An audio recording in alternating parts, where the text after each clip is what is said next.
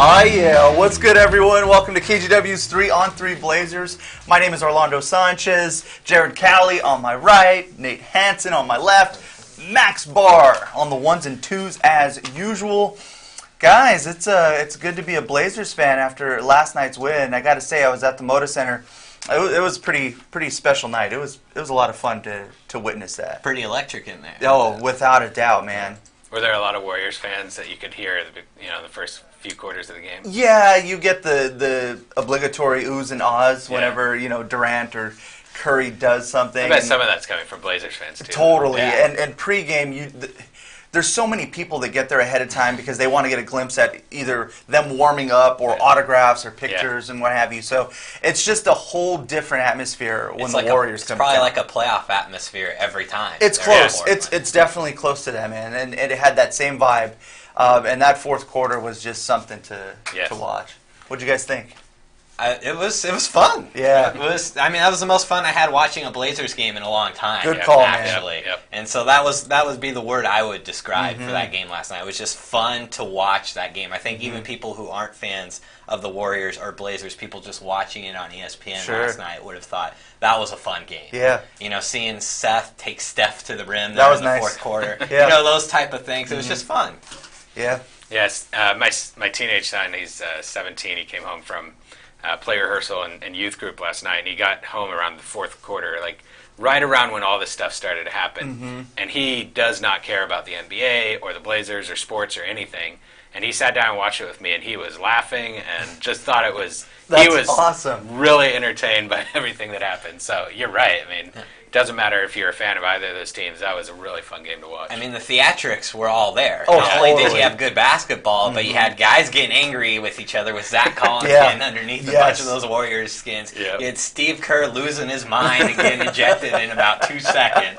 And it just had everything in it. And so it was a ton of fun. It was like the Anchorman meme with, that escalated quickly. I mean, Steve Kerr was 100% in the right. Sure. By the way. Not a that flagrant was foul. not a flagrant Sure. foul. And Jared and I were talking about this earlier. Jared said he should have kept his cool, and I said at some point I think he may have cost the Warriors a chance to maybe come back in those final couple minutes. Yeah. But I think the Warriors are so good that he's going to take the risk of maybe I will cost us this one loss tonight in the regular season to stand up for my guy Draymond. And who knew that would then turn into an 8-point play? I mean, Right. because you also got a technical on Draymond, so you had to hit, Dame had to go up and hit all 3 free throws, and then Collins had to go up and hit both free throws, and then Layman had to hit a 3 for that to be an 8-point play. I don't think I've ever seen an 8-point play before. No, that was wild, and it kind of felt like Steve Kerr. It was intentional. He was like, all right, I think it's time to get ejected now.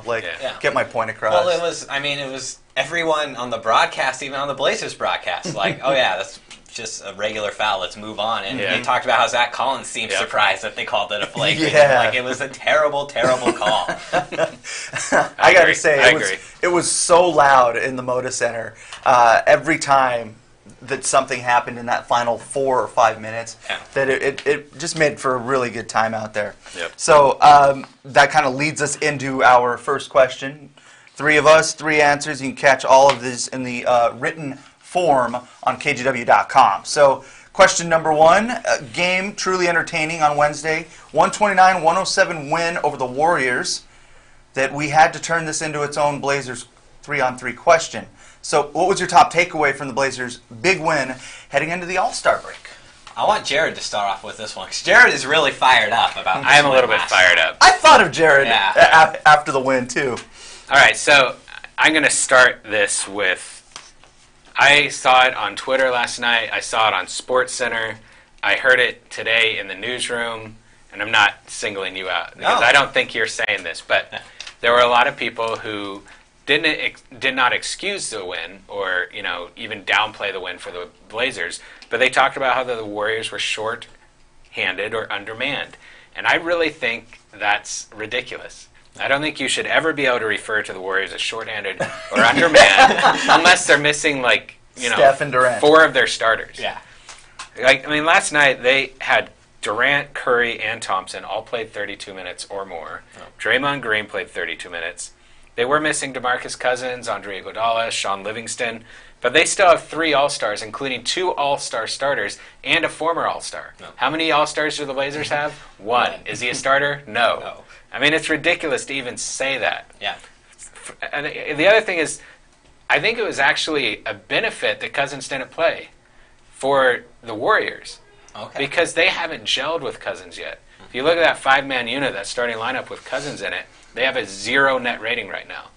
They're giving up 114 points per game, or per 100 possessions, doing the same on offense. You insert Looney into the starting lineup like they did last night, they have a plus 16 net rating. No. Okay, and so I don't think having Cousins out of the game was that big of a deal at this point. And also, they were missing Iguodala and Livingston, big deal. The Warriors bench stinks, no matter whether those guys play or they don't. They rank second to last in the NBA in bench scoring. Yeah, they only scored like 23 points last night, but they only scored like 27 on the season. So I just think that anyone who's saying that they were undermanned or shorthanded, it doesn't make any sense to me. And this is just part of my frustration with the Warriors and how much talent they have. Yeah, it runs deep, man. But it's just every time I saw that on Twitter, or that was one of the first things they said on SportsCenter, to open the highlights, and it's just like, you just have to stop that. Yeah. You just can't do that. So I'll take what you said, and That wasn't my main takeaway. Okay, from the go. game. Okay, go ahead. But I will come back to it because I spoke for a while, so go for it. I'm glad that was your top I wanted to takeaway. get that. I wanted to get that off my chest because it's been bothering me. I knew that's where that was going to start off too. So you're right. Yes, I am right. Yeah, you are right. The Warriors, even with those guys missing, are a better team than the Blazers, talent-wise. But my takeaway from last night was the biggest I could come up with was, well, they got another win that might help them secure home court advantage in the first round of the playoffs come the end of the season. I mean, they've beat the Warriors once already this year. They showed last year they can compete with them in the regular season. So I'm not blowing this win up to be something about how the Blazers are ready to take a next step or whatever it may be. But it is important that they won for a multitude of reasons. One of them is any win down the stretch here is going to matter for them in terms of seeding for the playoffs. And given how poorly they've played on the road this year, it is becoming increasingly important that they get that number 4 seed and get home court advantage in the first round. So a win when you're not expecting one is important and crucial at this point in the season. And, I mean, the Warriors, they weren't at full strength, Jared. But you're right. They're better than the Blazers. And the Blazers, it was a big win, and it was big because they also prevented going into the All-Star break on a 3-game losing streak, losing 4 out of 5, and coming up with 7 more road games and 10 of their next 12 games on the road where they've continued to struggle. So in those aspects, it was important, but I'm not taking anything more away from it than it was a really nice win. It was good to see them perform well because they haven't done that really over the last week. I think it matters. Yes, they're not going to win a playoff series because they beat the Warriors at the Moda Center, but so much of it can be based on confidence and momentum, stuff like that. Even if you go back to last year, case in point, who did they beat to go into the All-Star break? The Warriors. They beat the Warriors. And start their and what did that 13-game winning and what did streak. that result in? That was 13 straight wins. So how many wins you calling this go around? Not 13, especially Not when they 13? play their next 7 on the road. Yeah. Maybe not even like 2 or 3. but I think that this is a big deal when it comes to stuff like that, and it's a bit of a confidence boost. Yeah, I agree with that, and I don't think anyone should overstate what this win means. It was a very nice win to kind of right the ship a little bit before the All-Star break. I think that the Blazers didn't perform well, in their games against Dallas or OKC on the road, and to come back and get a win against the Warriors and be able to go into this week-long break with a bit of a momentum boost, that is important. My main takeaway from the game was I was interested in what we saw from Maurice Harkless, Zach Collins, and Seth Curry. All 3 of those players are players who are in real jeopardy of having their minutes eliminated. Potentially because of the additions of Rodney Hood and Enes Kanter. And all 3 of them showed up last night. They did. Better than you've seen them do for quite a while. I mean, Zach Collins' line doesn't look that impressive. 4 points, 5 boards, 3 blocks. But he was plus 21, and he changed that game. I mean, his defense was...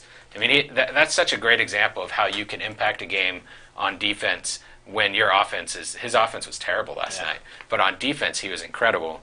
Seth Curry had 11 points. It was a plus 28. He had that outstanding dribble drive where he beat his brother for the layup. That was fun. And Maurice Harkless played his best game in a while. 20 minutes, 10 points, 5 boards, even hit a 3.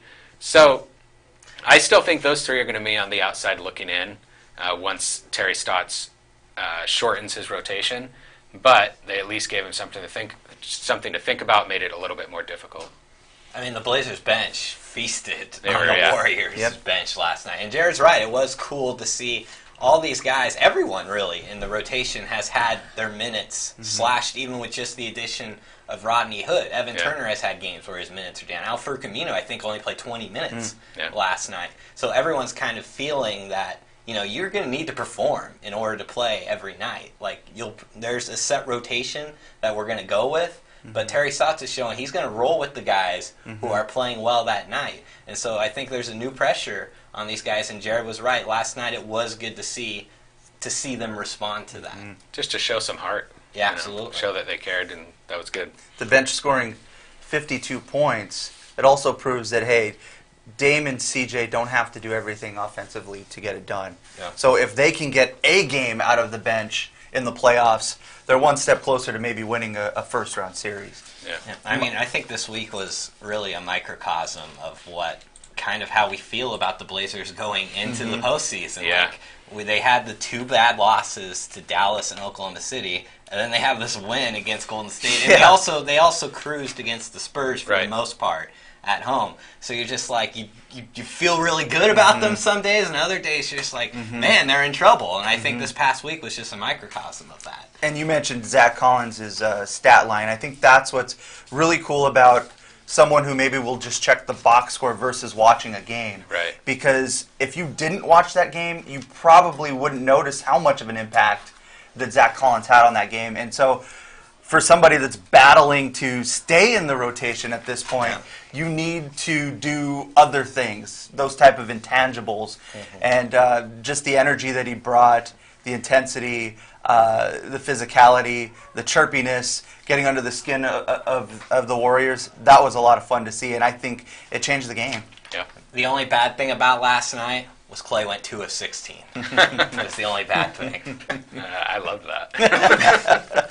Question number 2. How much will the addition of Enes Kanter help the Blazers during the remainder of the regular season and in the playoffs? The Blazers making that announcement official right before tip-off last night. Yeah, and it's a key addition for them. I kind of feel the same way with Kanter that I felt with Hood last week. I argued last week that Olshey didn't drop the ball at the trade deadline because of the fact that I think he did about as good as he could have done at the deadline with the information we had at that time. And adding Rodney Hood undeniably made the Blazers a better team.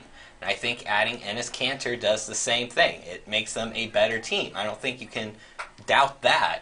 But I do think you can still wonder whether it will be enough for them to get past the first round of the playoffs this year.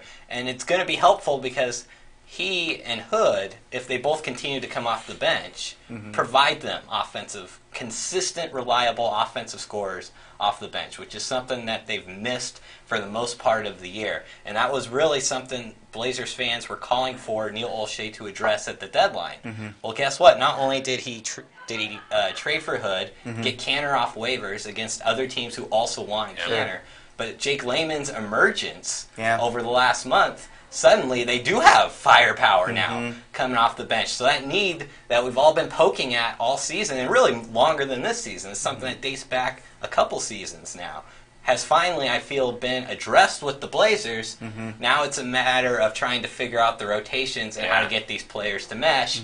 And Terry Stotts, I think, is going to be thinking a lot about that over the next week before they start the road trip. No doubt. Well put. Yeah, I think you have to get that rotation down to not right after the All-Star break, but certainly by the playoffs, you got to get it down to about 9 players. Yeah.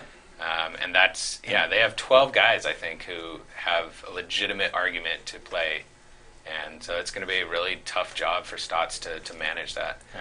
I think Kanter's a great addition for the Blazers. He became like your Mirotic after Mirotic got traded last week. Wow. A little bit. I did Kanter got waived. Jared last week was like, the Blazers need to get Kanter. They need to go after him. And they got him for you. Yes, they did. And And I got to walk back a couple things that I've said in the past few weeks of the podcast. Last week, I said that Neil O'Shea dropped the ball. And at that point, I still think that was valid. But I think that signing Enes Kanter, especially considering teams like the Lakers, the Rockets, the Celtics, the Nets, were all interested in Kanter and wanted to bring him on. The Blazers never win the buyout market competition, and they did this time. And so kudos to Neil O'Shea for going out and getting a difference maker. And I also want to walk back. This was maybe a month or more when I said that Jake Layman doesn't make an impact one way or another on the court. Yeah. At the time, he was out of the rotation, and I felt that was true. But he's completely proven me wrong, and I need to give him all the credit in the world. Absolutely. He's been such a difference maker for the Blazers. Back to Enes Kanter, there are two things that I think, obviously he's going to come off the bench. He's not going to start. I don't think he will play next to Jusuf Nurkic at all. He's not a power forward. But I think he's going to get up. He's going to get all of those backup center minutes. Yeah. And he is such a productive player. You look at two weaknesses for the bench. With the Blazers, they rank 19th in the NBA in bench scoring, and they rank 19th in offensive rebounding among benches. And those are the two things he does best. Yep. Scoring, he is already their best low-post scorer. Yep. He's efficient, and he's high volume. He shoots 65% at the rim on about 7 attempts per game. Compare that to Jusuf Nurkic, who was their best low-post scorer. He's at 58% on 7 attempts per game. You look at Zach Collins and Myers Leonard, whose minutes Kanter will take, they average between them about 4 attempts at the rim per game. They shoot well, but it's basically because they can dunk if they're open, but they're not a low-post threat. And Enes Kanter is. He's a very good scorer. And I think he's probably, if not the best, one of the best offensive rebounders in the NBA. Yeah. He led the NBA in offensive rebound percentage 2 of the past 4 seasons. And if you think about what the Blazers miss most about Ed Davis, it's his offensive rebounding. It's extending possessions, and Enes Kanter can do that better than anybody. So he's going to really help them with that. He's a terrible defender, and there's no sugarcoating that. He ranks second to last in defensive real plus-minus among centers. He's not a good defensive player, but he's going to be taking mostly minutes from Myers Leonard, who is also a very poor defender. Myers Leonard's defensive rating over his career is 109, and Kanter's is 108. So I think that it's more or less a wash right there, and he's going to impact the team so much more on offense than he'll hurt them on defense. Terry's thoughts last night, basically echoed what you just said in terms of he's a bona fide player, a good offensive rebounder, a good low-post scorer, and he feels a need. I wasn't as high on it as it, when the announcement came down. Same with Rodney Hood. I wasn't like, oh my gosh, this is the biggest thing. But it makes sense. And it's not the biggest thing. It's not the biggest thing, but I think it helps a lot. It helps a lot, and I think when you put them all together, like I said, the 3 things, the Jake Layman suddenly becoming the player he has been, Rodney Hood being the player who he is, and Kanter being the player he is, I think those 3 pieces add up to a lot for the Blazers. Yeah, it's hard to deny a guy that was averaging a double-double this season. In 25 minutes a game. That's pretty close to what you were looking for. Yeah. If you're getting those type of numbers, that bench is bolstered. Absolutely. And he's a huge step up from what they've gotten. They haven't even gotten anything consistent from their backup centers, whether it be Zach Collins or Myers Leonard. Not only are they going to get a guy who produces, they know he's going to produce every night. They're not betting and hoping a couple minutes in, let's see how this is going for him tonight. Yeah. They know what they're going to get from Enes Kanter. Yeah. He's going to produce, and hopefully he'll spread the floor a little bit for the wings of the Blazers bench as well. Being an inside presence that they can work through in the post. We'll see how it goes, but it's a huge addition for Portland. Today on KGW at 4 o'clock and then at 6 o'clock as well, we're going to talk a lot more about Kanter's background, because this dude has a super interesting background in terms of his criticism of the Turkish government and their president. Our news director and folks in the newsroom are just like, what? Yeah. What is going on? So if you guys are listening to this and curious to hear more about him, stay tuned on KGW as well. And you can read more about that as well on KGW.com. Yeah, a great job on our web as well. You mentioned Jake Layman, and this is kind of just off the cuff, guys. But I think you're going to get to the question I was going to get to. But over the last month and a half even, he's been legit reliable. He's been the best wing consistent. player. Yeah. At what point are you all in on Layman? I am now. Is it fair to go all in now? All in, yeah. Yeah, I am now. That doesn't mean I want him to start. But I'm all in on Jake Layman as a major contributor, yeah. Yeah, I'm the same way. I'm exactly with Jared. I thought you were going to get to the rotation, what we would do with the rotation right now if we were... We can. If we want to? Go ahead. Go for it. Okay. If I was Terry Stotts, I'm with Jared. I wouldn't want Layman in the starting lineup. I'd want him on the bench. So I think he provides a real spark, a tangible spark and electricity for that group. For the starters, I would do what Jared said last week. I would put Rodney Hood in the starting lineup. Jared, I didn't think about it the way you did until you said it, that having a bona fide shooting threat alongside C.J. McCollum and Damian Lillard could not only free Damian Lillard and C.J. McCollum a little bit, but if it doesn't, then it's someone who will make the defenses pay when they don't. And so I think putting Rodney Hood in the starting lineup with Aminu, Nurkic, McCollum, and Lillard, I think would be really interesting to see moving forward. And then if we had to cut it down to a 9-man rotation, which is kind of where they've got to get to at some point, if not even in the playoffs, 8. Yeah. But they've got to get to at least 9 probably before the playoffs. Right now, it would be an albeit small lineup, but I would have my first 4 off the bench every night be Enes Kanter, Jake Layman, Evan Turner, and Seth Curry. It would be small, but those guys, I think, have shown to be the most consistent this year and really give you something. Evan Turner can facilitate the second unit. Seth Curry, outside shooter. Jake Layman, also an outside shooter who can be a presence down low, finishing at the rim, and you get Enes Kanter doing what he does. I think all of those guys fill a specific role in the second unit together, and then if you need to, on a given night, you can bring in a Zach Collins or a Maurice Harkless or a Myers Leonard if there's a matchup you think that favors them. But those would be the 9 I would go with. I don't necessarily disagree with you on starting Rodney Hood in that position, but doesn't Layman give you that option in terms of making defenses pay? I don't think he does as much in the starting lineup, playing next to Damian Lillard and C.J. McCollum, who are so ball dominant and such heavy scorers. I think that next to Evan Turner as the main offensive cog coming off the bench, everything that he does is he's that spark plug that comes off the bench. He's instant scoring. I think that his role, he's excelled in that role, and so I think you keep him there. It's tough to find guys that excel, that can come off the bench and get it going. Yeah. This so is not I easy understand for that. Stotts in any way. But it's fun. It's fun for us to talk about. It is fun. And by the way, in a week, I went from keeping Maurice Harkless in the starting lineup to just eliminating him from the rotation altogether. You're a savage, man. Yeah. Okay, let's get into question number 3 here. Since we don't have any games, Jared has decided to take prediction time in a different way. So the prediction, all about the All-Star festivities. 3-point shootout. We've got Damian Lillard and Seth Curry both competing in it on Saturday. So who wins the 3-point shootout? And then the second question is, how many points will Damian Lillard score in the All-Star game on Sunday? Did any of us go with a Blazer to win the 3-point shootout? Yes. Oh, there we go, Jared. Nice. There you go. Nice. Oh, which one did you pick? I want to hear this. All right. So I was going to go with Steph Curry. Yeah. And then when Seth Curry beat him on that incredible dribble drive last night and scored, I was like, that's it. That was it. I'm going with Seth. So here's my reasoning for Seth Curry.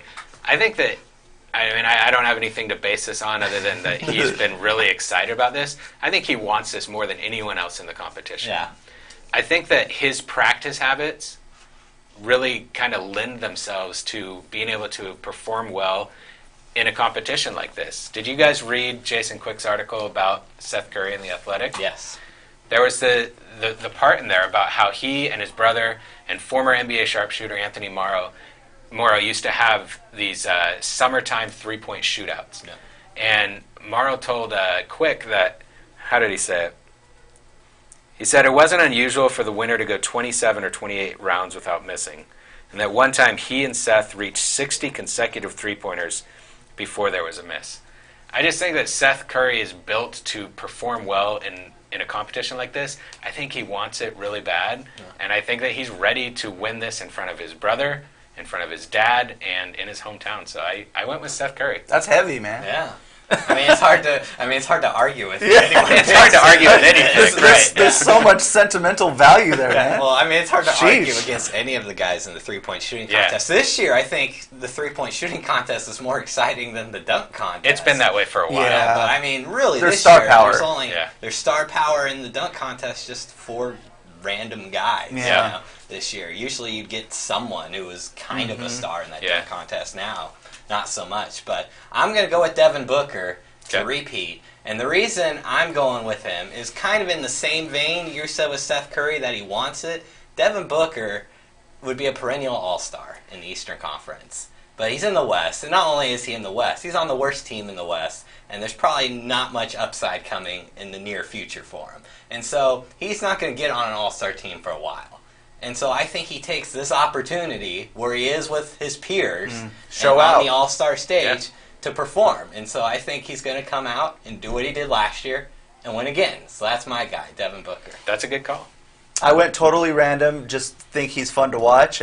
I've seen his range. It's silly, ridiculous.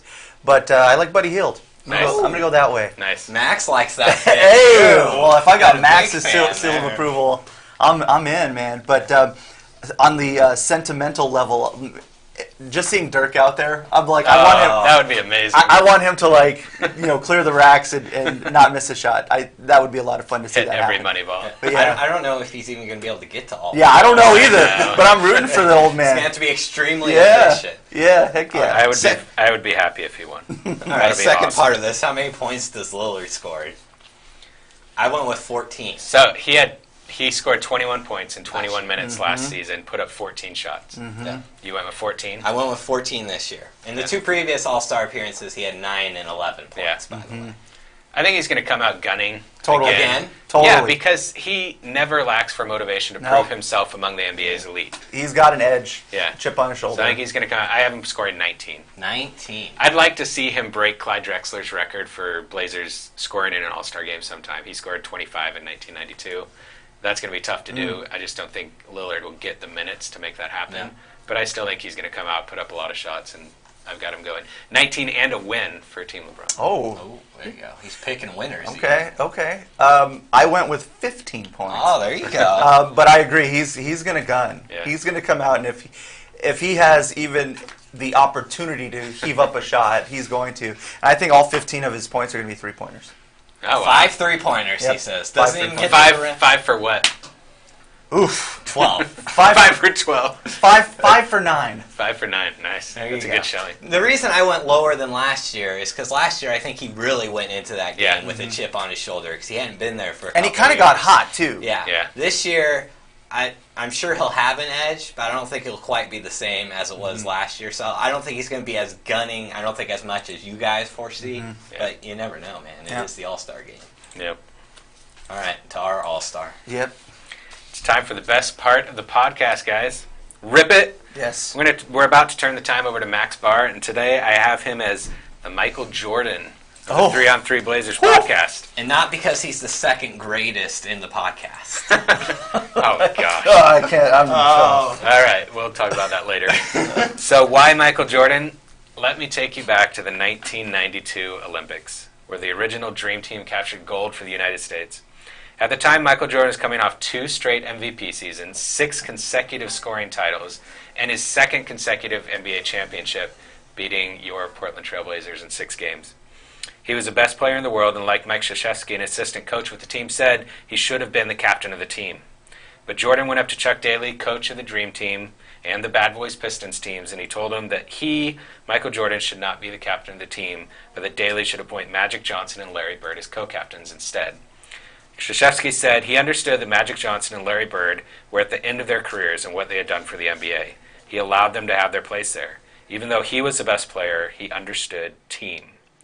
Max Barr is a superstar talent who works behind the scenes to make us look or sound good. He's the real star of the show, but he understands team. I'm tearing up right now. So Max Barr is the Michael Jordan of the 3on3 Blazers podcast. He's also the host of Rip It. Take it away, Max. Wow. Oh my God. Remember how I was under the weather last week? I thought I actually had the flu. It turned out. man. I thought that's what where you were going with the Michael Jordan comparison. Wow. Flu It game. was my even flu better. game. Yeah. Guys, I'm honored yet again. It's great to be back with another week of Ribbit. That's my guy. That's my guy. Last week, Jared added another title to his trophy case. We all remember that. That was a solid performance, man. That was weak. Before we get to this week's questions, let's quickly find out how you did last week. Here we go. I'm rooting for you. By the way, in that analogy, I think I'm Mike Krzyzewski in that analogy. Just take all the glory yourself. Nice. Blazers Spurs. The question was, which player will score the most points? C.J. McCollum, DeMar DeRozan, or LaMarcus Aldridge? Ooh, I feel good Wasn't about this me. one. Nate and Jared guessed DeRozan. Yeah. Orlando, you went with L.A. First half, I looked L.A. 17 points. C.J. 30, Ooh, he made it close. but not enough. Not enough. DeRozan 35. On the board, Yeah, LA baby. looked good. He had 13 in the first quarter. Yeah, I was like, oh, I got this, boys. Nope. Blazers at Mavs. LA. The question was over under 9 assists from Luka Doncic. Oh. Jared and Orlando said under. Nate, you went over. And it was 6 Oh, Still pretty good. under. I Not kind for of, Nate, but- I kind of have a story about that one. Okay. So I always get the ESPN push alerts when the games are over, and it showed Luka Doncic's stat line, and I saw it, and for whatever reason, I remembered that particular question, and I was so angry when I saw it was 6 assists because he balled out and Yes. dominated like I thought. Yeah. But I still couldn't get the win on Rip It. That's why it's tough. Blazers fans were mad at the refs. Nate was mad at Doncic. Yeah. He mad at his teammates. Yeah. Blazers at Thunder. This was a fun one. The question was, which total will be greater, points scored by Al-Farouq Aminu or rebounds by Russell Westbrook? Oh, man. Nate, you went with Russ. And Jared and Orlando said Al-Farouq got Aminu. I think you got that. Al-Farouq Aminu, 13 points. Oh, no. Oh, man. Westbrook, 14. Oh, that was good. Rebounds. Oh, insane, that is man. insane, man. Russ, you rebound hog. Yeah. I'm sorry for the podcast listeners who probably his ears exploded on that one. If there's anyone left listening, thanks for staying with us. And Please that, don't unsubscribe. that brings us to last night's game, 5 stars, please. Blazers versus Warriors. The question was, how many Warriors will score in double figures in the game? Oh, man. Nate, you guessed 4. Orlando, you guessed 5. And Jared, you said 6 Warriors will score in double figures. Oh, whoa. If You you're were- the Blazers, you probably You were all wrong. It was 2. Oh.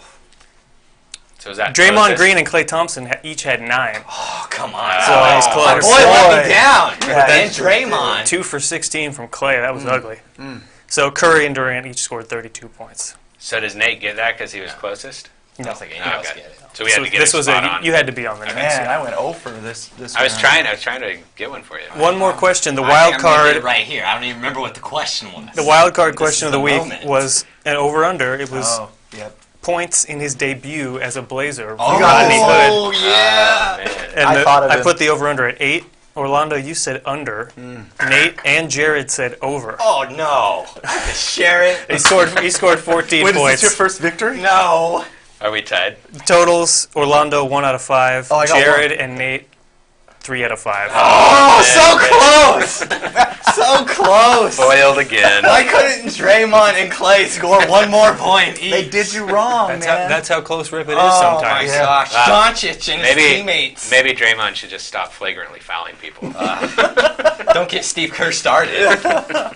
So, no Blazers games to really talk about over the next week, so we are going deep into All-Star Weekend Nice. Oh, man. for this week's Rip It. This is not my strength. And we are starting with Friday What night's... is your strength? Last week, those questions were my strength. Those questions.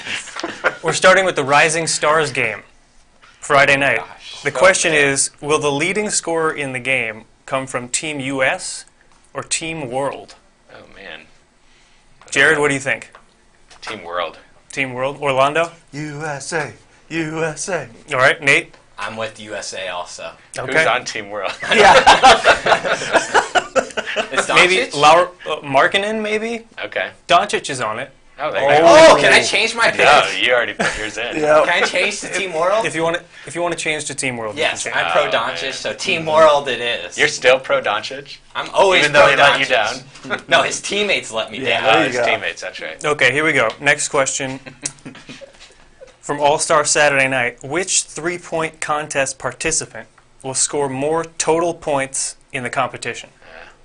Dame Lillard or Seth Curry? Well, we know Jared. Orlando? I'm going with Jared. Seth.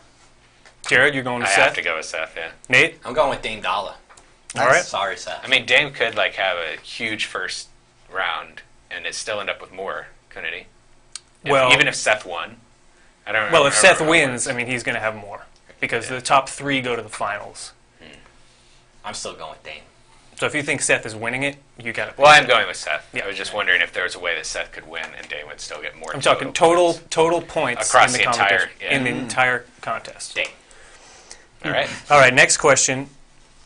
From the All-Star game itself, which team will make more three-pointers? Team LeBron or Team Giannis?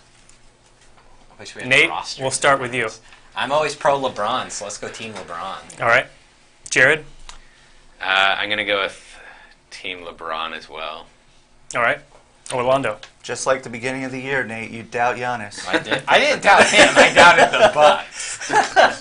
I'll take Giannis. All right. Both teams have Yeah. Yeah. really great shooters, so Curry's on Team Giannis. he is. Oh, wait. But Okay. Clay and, I saw him and the other Dame. night. He wasn't that good. Fourth question. This one's an over-under. Overrated, huh? Total points for the All-Star game MVP. Oh, Ooh, nice. Over-under, 35 points. oh. Wow. That's So Last year, LeBron won MVP. He scored 29, Yep. right? Yep. So But that was kind of a low-scoring All-Star game, if I remember right, compared with the previous years where It's it was funny just that low absolutely scoring. It's like bonkers. 160. Yeah, it was like scoring was in the 140s. Yeah. So Slackers. 35 points over/under. We'll start with you, Jared. Sure, let's go with under. Under? Orlando? I'll go over. Sure. Nate? way over. Someone's going way- to take over. Way I don't over. know. Okay. Way over.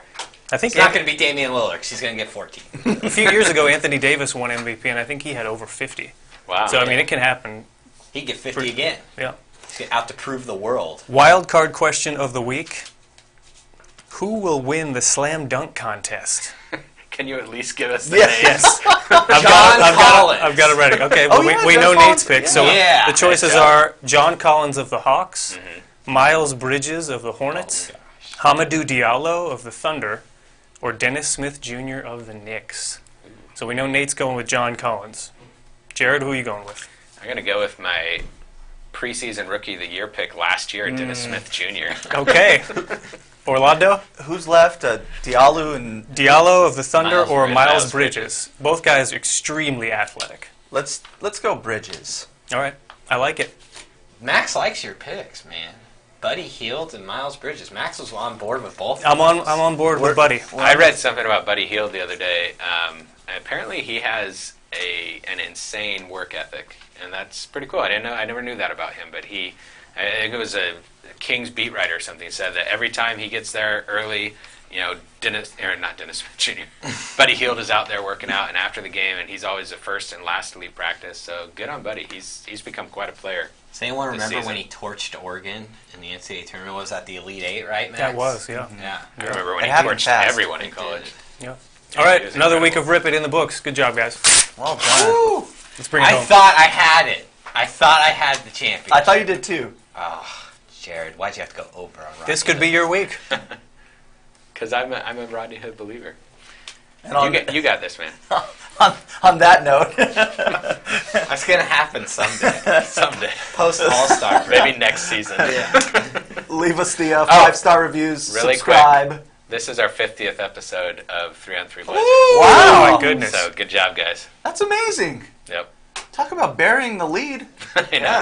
We're only Probably like, should have started with what that. are we, like 110 birthdays behind Oregon now? Something like that? Yeah. That's right. We're coming for you, Oregon. Yeah. Thanks for listening, everybody.